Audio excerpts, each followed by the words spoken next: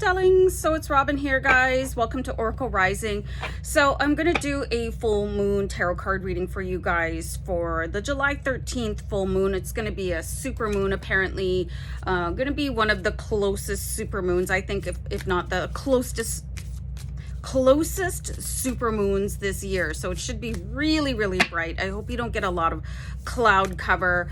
This is also known as a buck moon or a hay moon, okay, just because there's a lot of things going on. So I'm shuffling the Moonology tarot card oracle card deck. I'm gonna pull a card from here, and I'm gonna use the deviant moon, which is like a little bit freaky, but I mean, who doesn't like to get a little freaky? So anyway, guys, I hope you enjoy this reading. It is for the collective, whatever you got going on out there. There's probably a little bit of advice here. I'm gonna clear the deviant moon just for obvious reasons, and I'm gonna do a deck cut on the Moonology, and let's see what's up.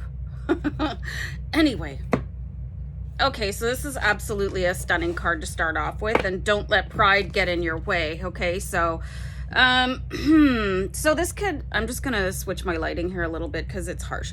Yeah, so just ignore what it says on the card. It's talking about full moon in Leo, but we're looking at the message, okay? So don't let pride get in the way. So sometimes, you know, there's that famous saying, pride comes before a fall. Pride can keep us from reaching out to people, from resolving situations, from forgiving ourselves and others. So I find this is a really interesting card to start off with.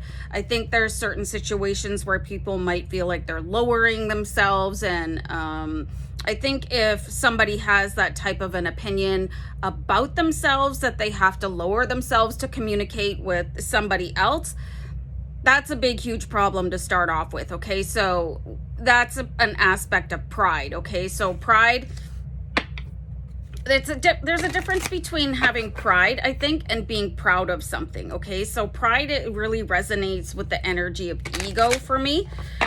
So anyway, let's see what other message, and this can be really hard to hear. You know, these messages, it's not easy to hear sort of like a negative feedback. It could be construed, but it could also be a really positive breakthrough moment when you realize, well, maybe I'm just being a little bit stuck in my own ways and not giving somebody a chance.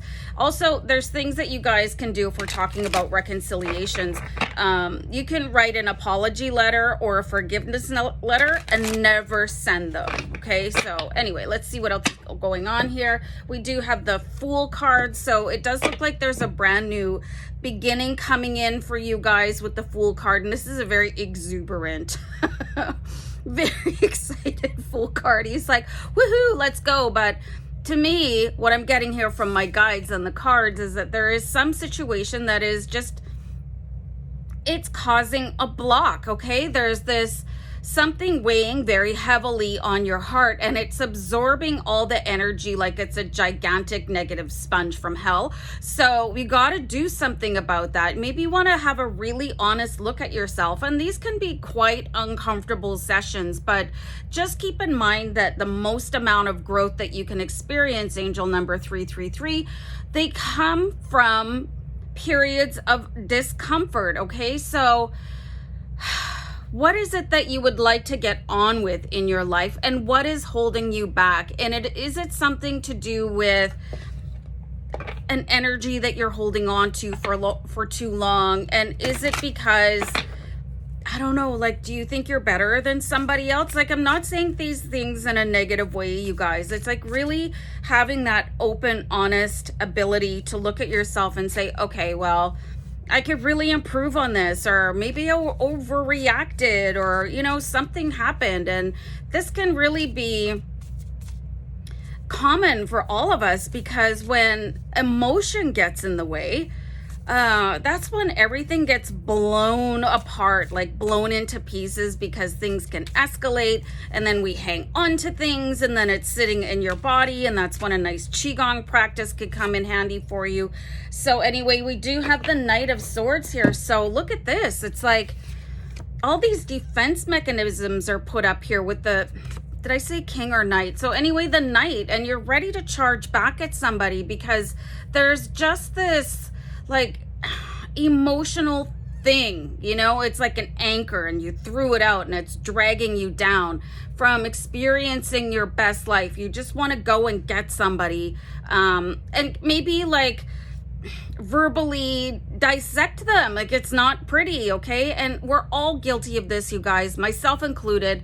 Come on, honestly, I'm an Aries, you know, and I'm Irish, so things can get a little bit over the top sometimes. So just really pay attention to what it is that you're doing and be brave enough to look at yourself and say, well, I never want to do that again, or I need to go talk to that person and smooth things out, or I need to cut that person out of my life because they're just having this really negative impact on me. And sometimes this can happen in relationships where you just really deeply love that person, but you're no good for each other, okay? So pheromones is responsible for a lot of relationships staying together way past their expiration date. So it's time to look at something like that, okay? So there's either an opportunity to resolve something or to release it back to the universe so something new can come in.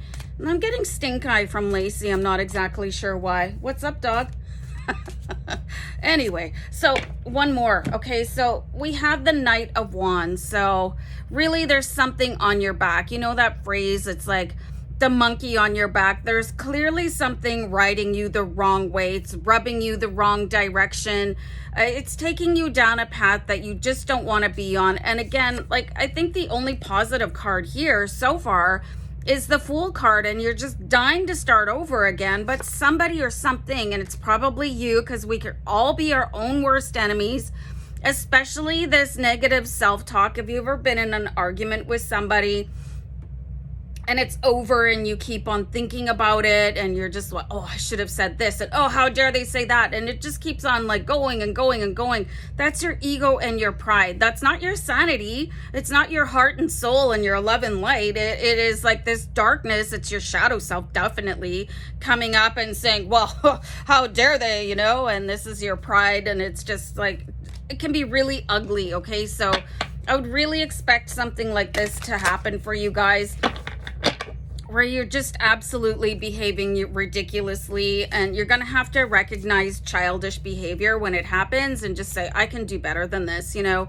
Either like my response is no response, which is a very, very powerful one, or to just take a pause before you react to somebody and say, look, we're both too heated up right now to have any kind of conversation, because it's just going to get overblown, and you know, Knight of Swords energy is like, rah, you know, 300 we fight in the shade.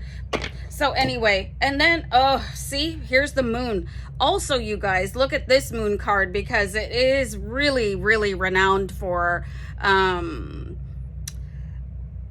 out of control emotions. And you can see in this Moon card, it's got these marionette puppets, and it's like, dance my pretties. So we don't want to let this happen either. Make sure you're keeping yourself really balanced during the full moon.